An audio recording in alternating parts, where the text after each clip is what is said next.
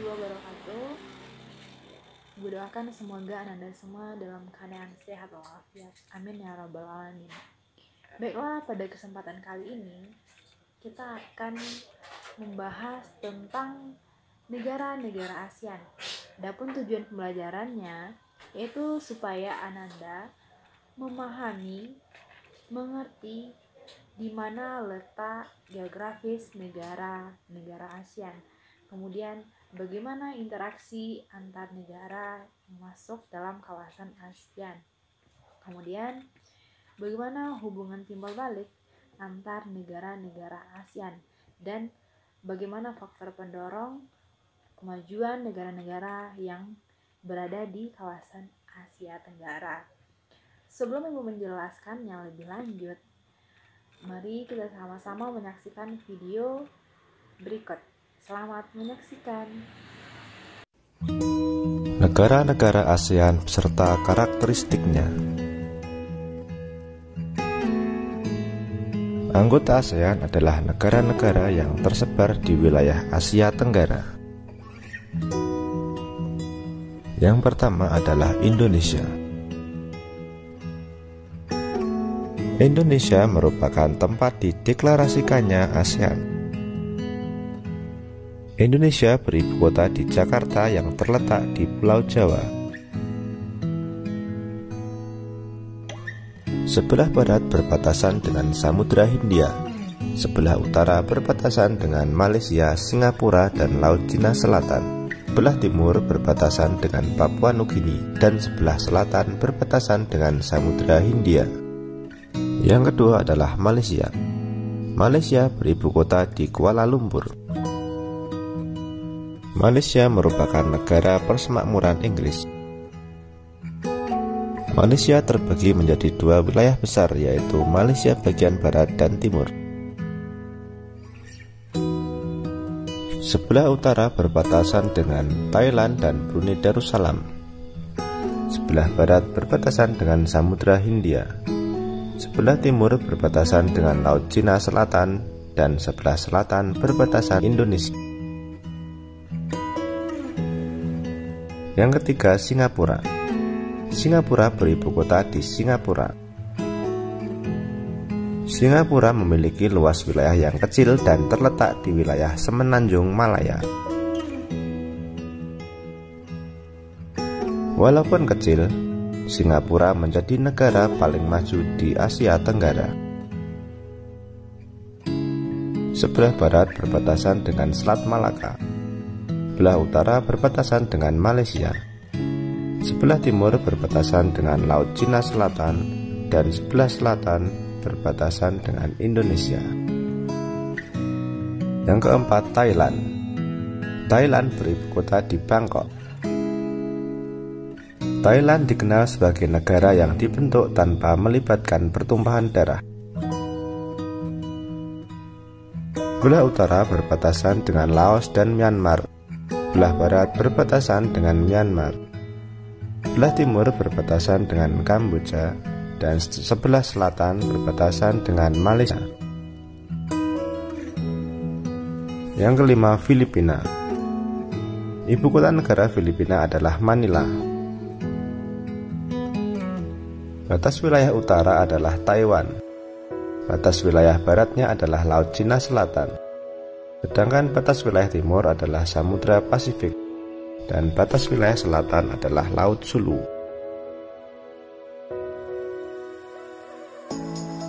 Yang keenam, Brunei Darussalam. Brunei Darussalam beribu kota di Bandar Seri Begawan. Negara Brunei Darussalam merupakan negara kecil yang terletak di Pulau Borneo atau Kalimantan.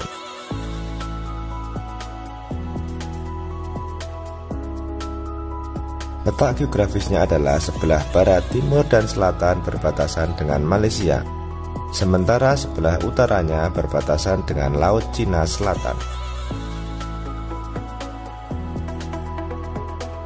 Yang ketujuh adalah Vietnam. Ibu kota negara Vietnam adalah Hanoi.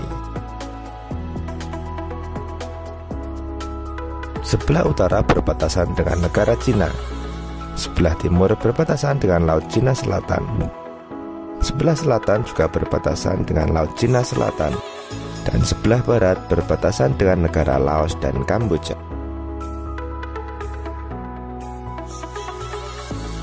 Yang kedelapan adalah Laos. Ibu kota Laos adalah Vientiane. Laos merupakan satu-satunya negara di Asia Tenggara yang tidak berbatasan dengan perairan laut.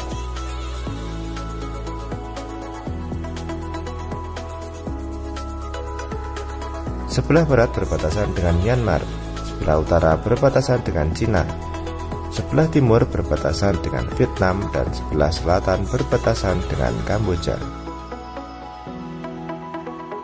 Yang kesembilan, Myanmar. Ibu kota Myanmar adalah Naypyidaw. Batas sebelah barat adalah Bangladesh, batas sebelah utara adalah Cina, sedangkan batas sebelah timur adalah Laos dan Thailand, dan batas sebelah selatan adalah Teluk Benggala.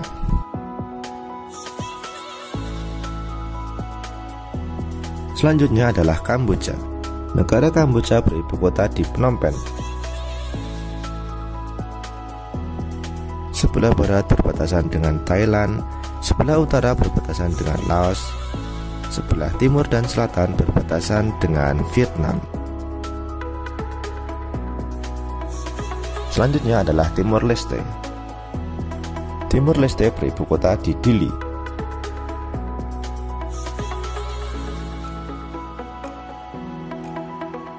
Timor Leste dulu bernama Provinsi Timur Timur sebelum melepaskan diri dari Indonesia.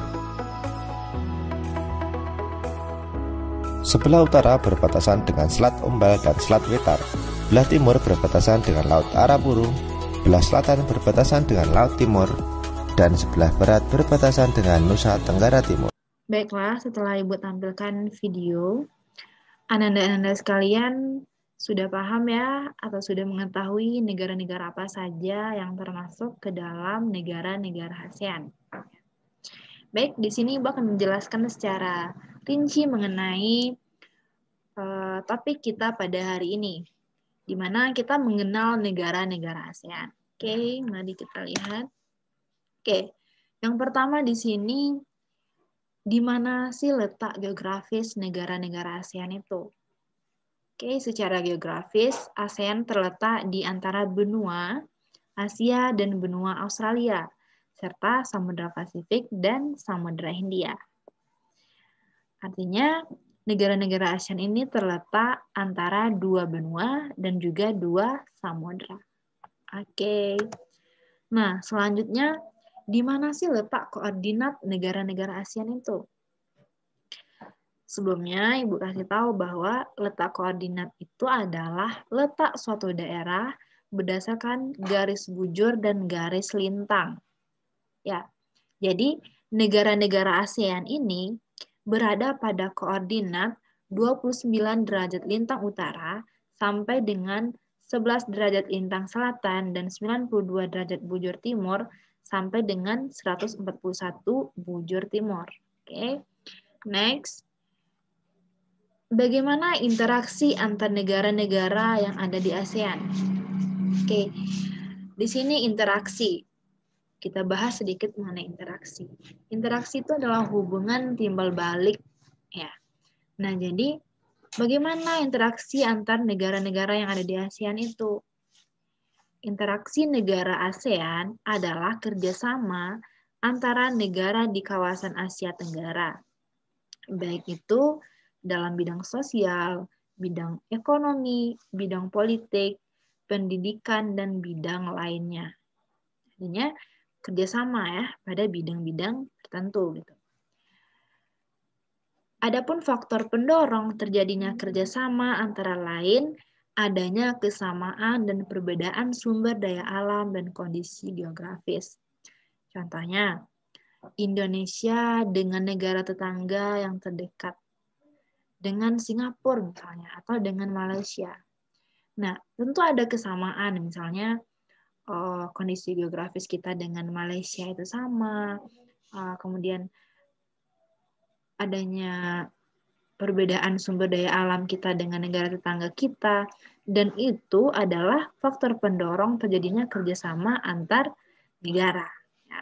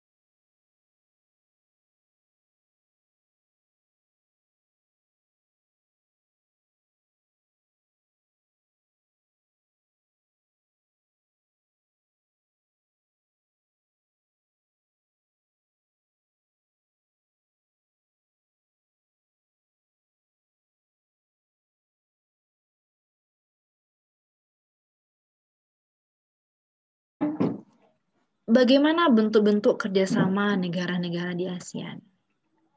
Ya, kita lihat. Pada bidang sosial dan budaya, pada bidang sosial dan budaya, di mana tujuan dari bidang ini untuk menciptakan kerukunan dan kemajuan bersama antar negara anggota. Ya, dengan di bidang sosial dan budaya ini gunanya ya untuk menciptakan kerukunan dan kemajuan antar negara-negara anggota ASEAN. Kemudian apalagi tujuan kerjasama di bidang politik dan keamanan. Ini seragam TNI ya. Politik dan keamanan ini bertujuan untuk menciptakan keamanan, stabilitas, dan perdamaian di kawasan Asia Tenggara.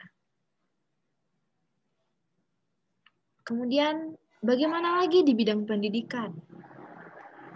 Ini kita lihat gambar anak sekolah dasar ya. Ini ya Android. Kemudian pada saat sekarang ini, kan kita sudah menggunakan Android. Ada sekolah yang setelah menggunakan Android untuk untuk ujian. Ya.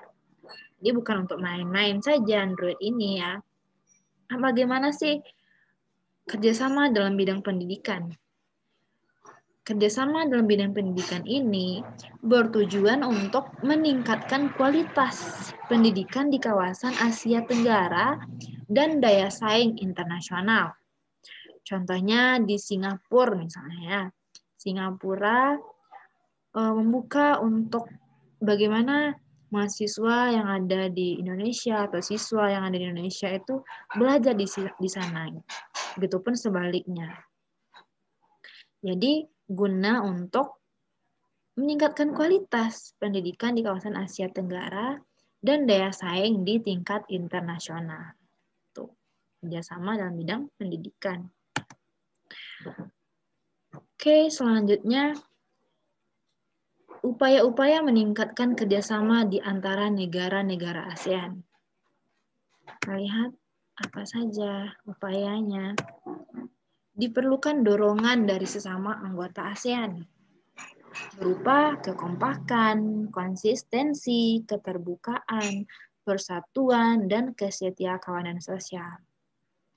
Sehingga dapat meningkatkan kerjasama di antara negara-negara ASEAN ini. Kita ambillah contohnya pada kelas ini ya. Pada kelas 8C misalnya. Pada kelas 8C, bagaimana sih untuk meningkatkan kerjasama yang baik antar siswa kelas 8C? Tentunya perlu dorongan sesama anggota ya, sama anggota kelas, ketua kelasnya di sana, misalnya sekretaris, bendahara, dan siswanya. Itu perlu adanya kekompakan, perlu adanya konsistensi, keterbukaan, persatuan, dan kesetiakawanan sosialnya itu, sehingga mampu meningkatkan kerjasama di antara kelas C, dan begitu pun dengan negara-negara ASEAN. Ya. Oke, selanjutnya pengaruh perubahan dan interaksi keruangan terhadap kehidupan di negara-negara ASEAN. Kita lihat apa saja. Yang pertama ada perubahan ruang dan interaksi antar ruang akibat faktor alam. Ya, itu mampu merubah interaksi dan interaksi keruangan terhadap kehidupan di negara itu. Kemudian pengaruh perkembangan ilmu dan teknologi terhadap perubahan ruang, kemudian pengaruh perubahan ruang terhadap kehidupan ekonomi, dan yang keempat pengaruh konvensi lahan pertanian ke industri dan pemukiman terhadap perubahan ruang dan interaksi antar ruang. Konvensi lahan ini maksudnya di sini adalah di mana lahan pertanian sudah dibuat menjadi pemukiman, sudah dibangun gedung-gedung tinggi, itu adanya konvensi lahan. Dan itu mempengaruhi perubahan dan interaksi keruangan terhadap kehidupan di negara-negara Asia Tenggara. Ya. Oke, selanjutnya ini ada tugas bacalah materi dari sumber terpercaya ya. Setelah Ibu jelaskan materi ini, Ananda semua diharapkan untuk membaca materi ini lagi dari sumber terpercaya. Dari buku-buku yang telah Ibu berikan, atau dipinjam di perpustakaan di sekolah ya sebelum pandemi gitu. Lalu Anda sekalian buatlah peta konsepnya. Membuat peta konsepnya sudah tahu ya. Oke, sekian untuk pembelajaran kita pada hari ini. Dan jika ada pertanyaan, mari kita diskusikan di via grup WhatsApp. Sampai jumpa. Assalamualaikum warahmatullahi wabarakatuh.